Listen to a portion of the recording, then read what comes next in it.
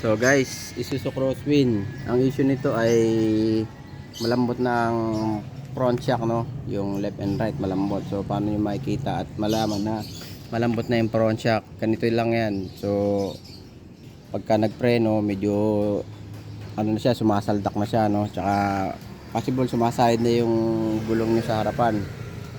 Yan. So para makita nyo din at maano bounce niya, no? Halos wala na siyang bounce pagka ginanon nyo. Layo mo kuya konti. Pagka ginanon nyo siya, oh. Malambot na siya masyado, ayan, oh.